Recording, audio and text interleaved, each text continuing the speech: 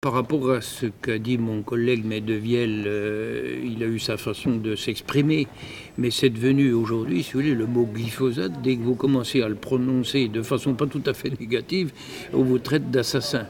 Moi, je connais bien mon collègue Pierre, qui est un type formidable et un type très équilibré, donc j'ai entièrement confiance en lui. Et le glyphosate, ce qu'il a certainement voulu dire, c'est qu'en effet, les différents rapports scientifiques ne disent pas tous la même chose. Je ne parle pas des rapports fournis par la maison elle-même. Et souvent, ce qui est confondu, c'est la matière active du glyphosate lui-même. Le glyphosate, c'est une matière active. Mais après, en fonction des marques, ils mettent des adjuvants différents qui peuvent être plus ou moins perturbateurs, parce qu'un adjuvant, en conjugaison avec la matière active, il peut avoir des effets différents.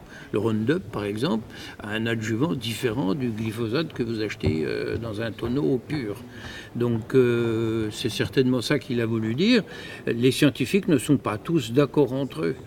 Mais vous savez, tous les pesticides ont forcément un danger. Après, c'est une histoire d'utilisation, de dose, de marque, de la façon dont c'est fabriqué. Mais le fait est qu'on n'a pas d'expertise scientifique formelle. C'est-à-dire, quand je dis formelle, c'est tous les scientifiques qui trouvent la même chose. Par exemple, sur les néonicotinoïdes. Par rapport aux abeilles, on a mis longtemps à trouver, mais les recherches ont été faites avec précision. Ils ont été jusqu'à mettre des puces au niveau des abeilles. Et là, en effet, l'abeille ne mourait pas. Sauf qu'elle se perdait, elle ne retrouvait pas la ruche. Donc dès qu'on a su ça, il a fallu interdire les fameux produits qui provoquaient ça. Dès que vous êtes sûr qu'un produit... C'est pareil dans les médicaments. Vous avez des médicaments que vous utilisez pendant des années, vous pensez que tout va bien, et tout d'un coup, on arrive à prouver formellement. Alors là, on l'arrête.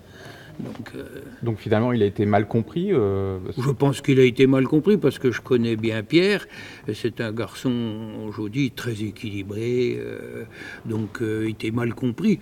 Ou, j'ai pas entendu moi exactement ce qu'il avait dit, ou une interprétation était faite. Vous savez, c'est classique aussi. Hein. Vous savez, des fois, il y a des buzz de fait sur des phrases, pas forcément sur des sujets scientifiques, qui sont à peine transformés au sorti de leur contexte, puis ça fait un buzz.